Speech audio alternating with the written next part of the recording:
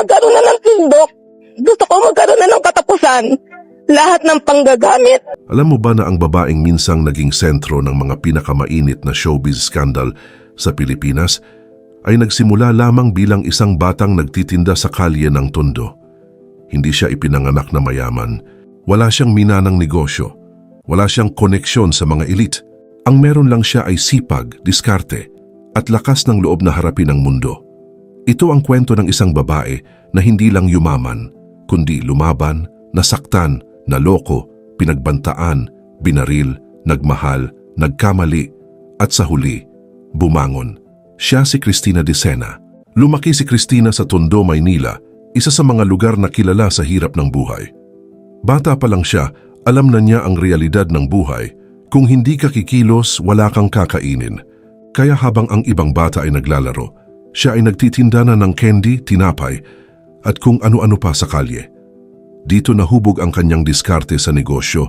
Dito niya natutunan kung paano makitungo sa tao, paano magbenta, at paano magtiyaga. Si Cristina ay konkretong halimbawa ng mga estudyanteng tiniis ang pagkalam ng sikmura at nagsunog ng kilay para makapasok sa eskwelahan. Nung elementary ako, grade 4. Oo. Kasi pag binigyan ako ng baon ng nanay ko at sumakay ako ng jeep, hindi na ako kakain ng recess. Oo. Pag naman kumain ako ng recess, mapapagod naman ako para makarating sa eskwelahan. Pagdating niya sa kolehiyo sa Polytechnic University of the Philippines, hindi na bago sa kanya ang hustle. Habang nag-aaral, nagtitinda pa rin siya ng damit at pagkain sa kanyang mga kaklase.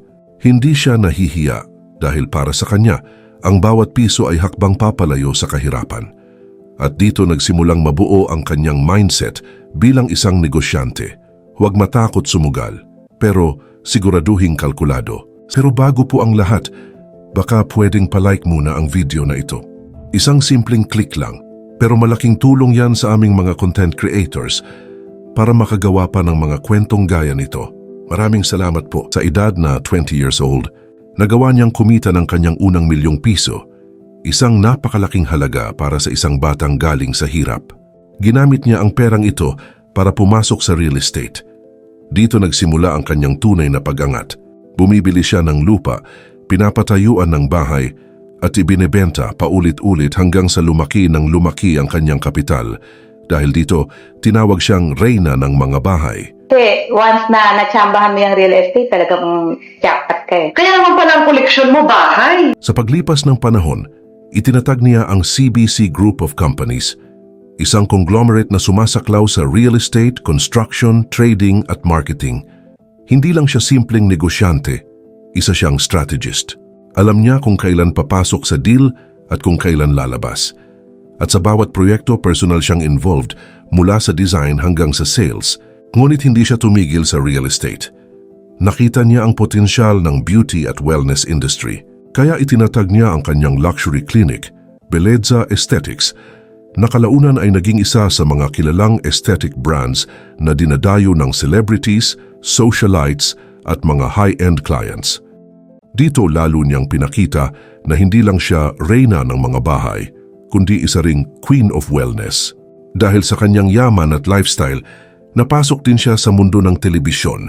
Sa pamamagitan ng kanyang show na Business Flight, ipinakita niya ang kanyang buhay bilang isang businesswoman, ang kanyang mga travel, investments at luxury lifestyle. Dito siya lalong nakilala ng publiko. Hindi bilang artista, kundi bilang isang matapang at matagumpay na babae.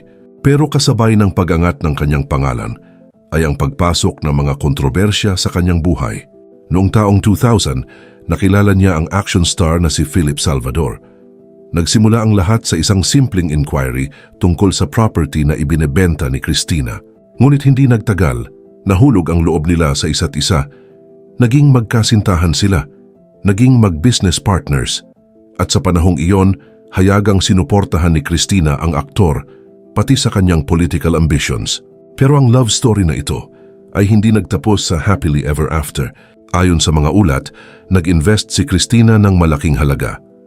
Kabilang ang $100,000 para sa isang remittance business na di umano'y hindi na itayo. Dito nagsimulang mabasag ang kanilang relasyon. Lumabas ang alegasyon na ginamit umano ang pera sa pagsusugal sa Macau at China. Ang isyong ito ay lalo pang lumaki nang pati si Chris Aquino ay nagbanggit ng parehong issue tungkol sa umano'y bisyo ni Philip. Ang kanilang hiwalayan ay nauwi sa korte. Estafa, millions of pesos, headlines, media frenzy, halos gabi-gabi laman sila ng balita. Para sa ilan, si Christina ay isang babaeng niloko. Para sa iba, isa siyang negosyanteng lumalaban para sa hustisya. Gusto ko magkaroon na ng tindok. Gusto ko magkaroon na ng katapusan. Lahat ng panggagamit, lahat ng pangwawalang hiya ng magkapatid na Salvador na yan. Ngunit sa huli, matapos ang mahigit isang dekadang laban sa korte, na-acquit si Philip Salvador dahil sa kakulangan ng ebidensya. Noong 2017, nangyari ang hindi inaasahan. Nagkaharap ang dalawa, nagkamayan at nagpatawaran. Isang eksenang parang pelikula, ngunit totoo. Matapos ang magulong kabanata na iyon, pumasok si Christina sa panibagong relasyon sa komedyante na si Ariel Villasanta.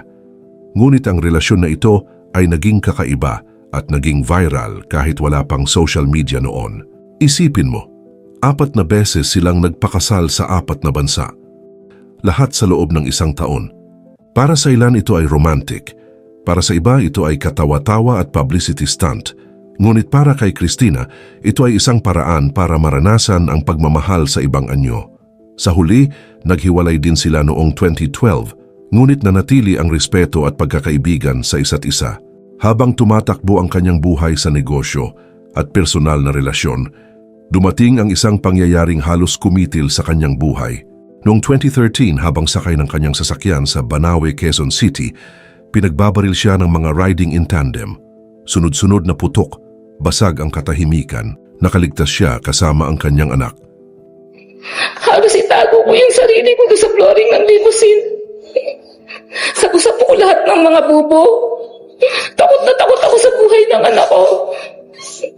At ang layo-layo na namin, pinapaulanan pa kami ng bala, kaya umalis ako sa sasakyan para makaligtas yung anak ko. Para sa kanya, ito ay himala, ayon sa kanyang pahayag. Ang ambush ay konektado sa kanyang mga kaso sa real estate. Mga taong umano'y tinulig sa niya dahil sa land grabbing at estafa. Sa dami ng kanyang nakabangga sa negosyo, hindi na siya nagtaka na magkaroon ng ganitong banta sa kanyang buhay.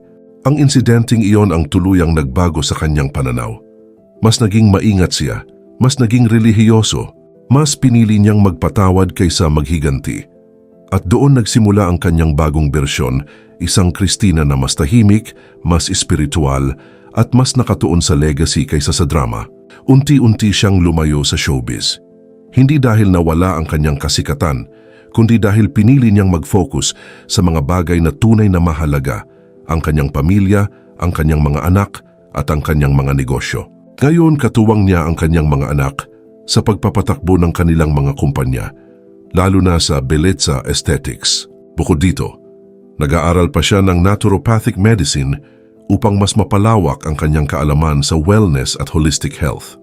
Ngayon, si Christina Decena ay patuloy na lumalago bilang isang business leader, mentor at inspirasyon sa maraming kababaihan.